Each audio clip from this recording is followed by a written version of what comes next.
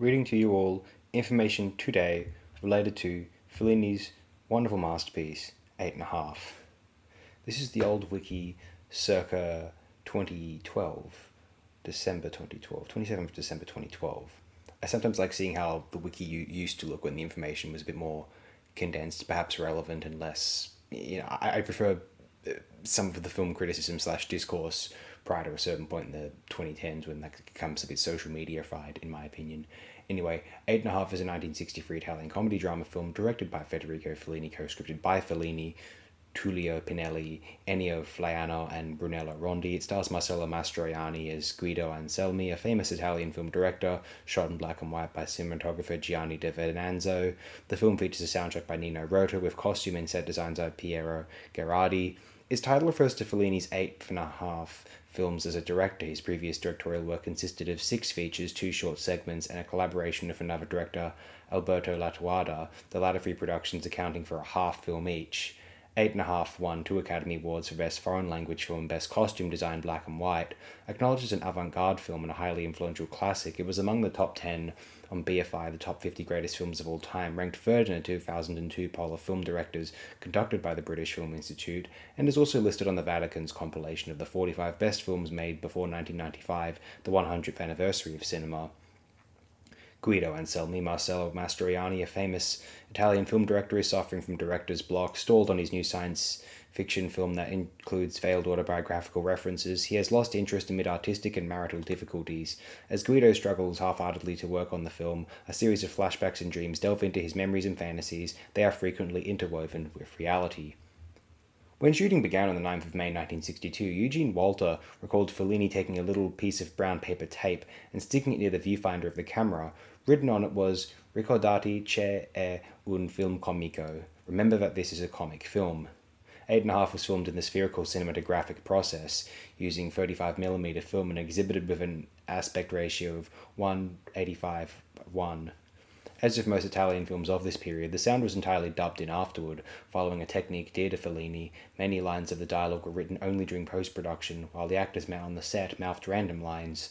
This film marks the first time that actress Claudia Cardinale was allowed to dub her own dialogue.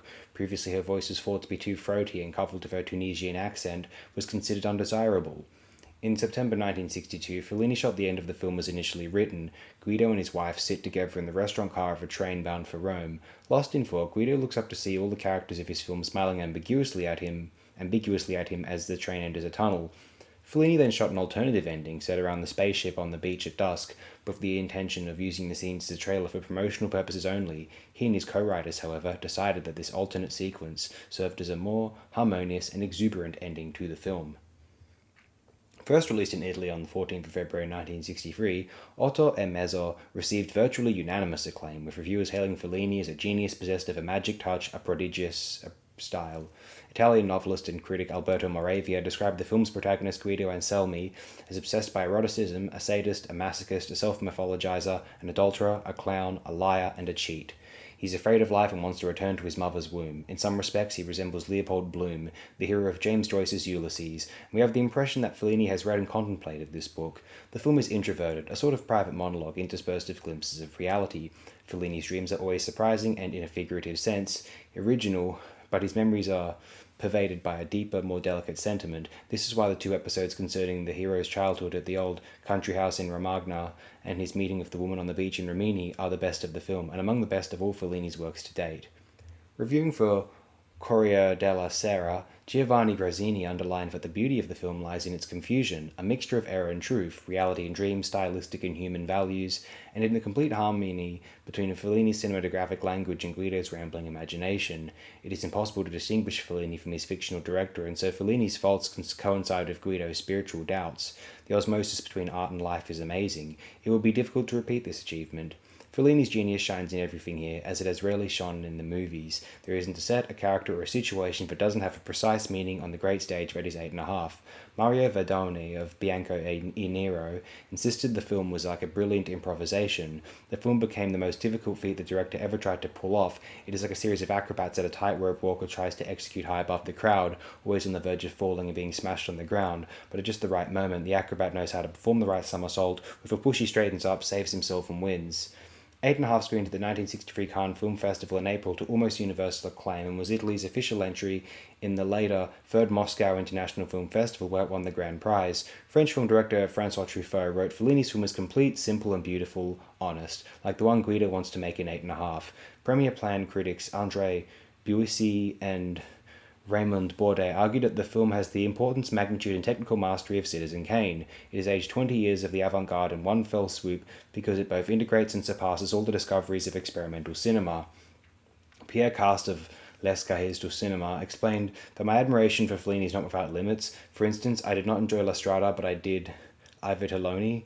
But I think we must all admit that Eight and a Half, leaving aside for the moment all prejudice and reserve, is prodigious. Fantastic liberality, a total absence of precaution and hypocrisy, absolute dispassionate sincerity, artistic and financial courage, these are the characteristics of this incredible undertaking. Released in the United States on the 25th of June 1963 by Joseph E. Levine, who had bought the rights sight unseen, the film was screened at the Festival Theatre in New York in the presence of Fellini and Marcello Mastroianni. The acclaim was unanimous, with the exception of reviews by Judith Christ, Pauline Kael, and John Simon. Christ didn't think the film touched the heart or moved the spirit. Kael derided the film as a structural disaster, while Simon considered it a disheartening fiasco. Newsweek defended the film as beyond doubt a work of art of the first magnitude. Bosley Crowther praised it in the New York Times as a piece of entertainment that will really make you sit up straight and think, as a movie endowed with the challenge of a fascinating intellectual game.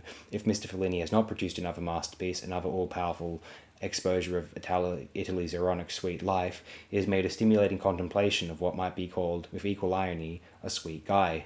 Archer Winston of the New York Post interpreted the film as a kind of review and summary of Fellini's picture-making, but doubted that it would appeal as directly to the American public as La Dolce Vita had 3 years earlier. This is a subtler, more imaginative, less sensational piece of work. There will be more people here who consider it confused and confusing. When they do understand what it is about, the simultaneous creation of a work of art, a philosophy of living together in happiness, and the imposition of each upon the other, they will not be as pleased as if they had attended the exposition of an international scandal. Audiences, however, loved it to such an extent that a company attempted to obtain the rights to mass-produce Guido Anselmi's Black Director's Hat. In 1993, Chicago Sun-Times film reviewer Roger Ebert wrote that despite the efforts of several other filmmakers to make their own versions of the same story, it remains the definitive film about director's block. Fellini biographer Hollis Alpert noted that in the months following its release, critical commentary on Eight and a Half proliferated as the film became an intellectual cud to chew on. Philosopher and social critic Dwight MacDonald, for example, insisted it was the most brilliant, varied, and entertaining movie since Citizen Kane. In 1987, a group of 30 European intellectuals and filmmakers voted Otto e Mezzo the most important European film ever made. It came number 2 on the 1992 and 2002 Sight and Sound Directors poll, beaten only by Citizen Kane. Eight and a Half is a fixture on the British Film Institute Sight and Sound Critics and Directors polls of the top 10 films ever made. It ranked number 2 on the magazine's 2002 Directors Top 10 poll and number 8 on the Critics Top 10 poll, and stayed within the top 10, but slightly lower in the 2012 poll, number 4 on the 2012 Directors poll, and 10 on the 2012 Critics poll. Eight and a Half is about the struggles involved in the creative process, both technical and personal, and the problems artists face when expected to deliver something personal and profound with intense public scrutiny on a constricted schedule, while simultaneously having to deal with their own personal relationships. It is, in a larger sense, about finding true personal happiness in a difficult, fragmented life. Like several Italian films of the period, most evident in the films of Fellini's contemporary Michelangelo Antonioni, Eight and a Half is also about the alienating effects of modernization. The title is in keeping with Fellini's self-reflexive theme, the making of his Eight and a Half film. His previous 6 feature films included La Scio Bianco 1952, I Vitelloni 1953, La Strada in 1954, Il Bidoni 1955, Le Notte di Cabiria 1957, and La Dolce Vita 1960.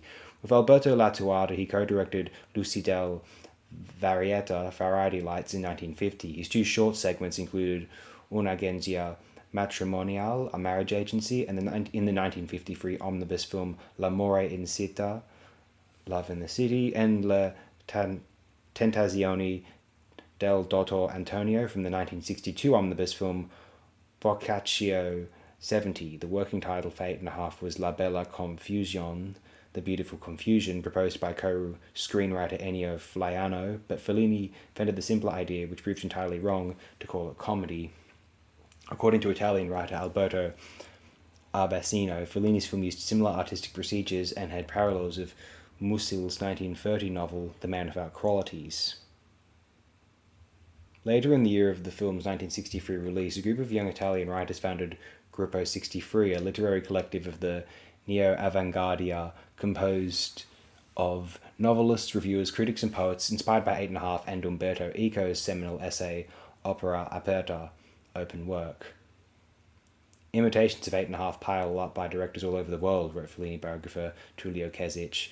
The following is Kezic's short list of the films it has inspired: Mickey 1, Arthur Penn 1965, Alex in Wonderland, Paul Mazursky 1970, Beware of a Holy Whore, Rainer Werner Fassbinder 1971, La Nuit Americaine, Day for Night, Francois Truffaut 1974, All That Jazz, Bob Fosse 1979, Stardust Memories, Woody Allen 1980, Sogni d'Oro, Nani Moretti 1981, Parade Planet, Vadim Abdrashitov 1984, La Pellicula del Rey, Carlos Sorin 1986, Living in Oblivion, Tom DeSillo 1995, 8.5 Women, Peter Greenaway 1999, along with the successful Broadway musical 9, Maury Yeston and Arthur Kopit 1982, revived 2003, made into a film in 2009, directed by Rob Marshall and starring Daniel Day-Lewis as Guido.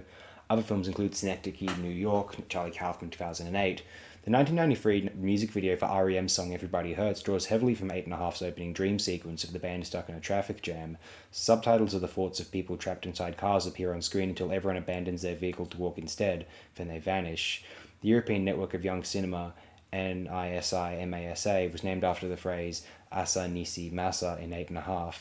In 2010, the film was ranked number 62 in Empire magazine's The 100 Best Films of World Cinema.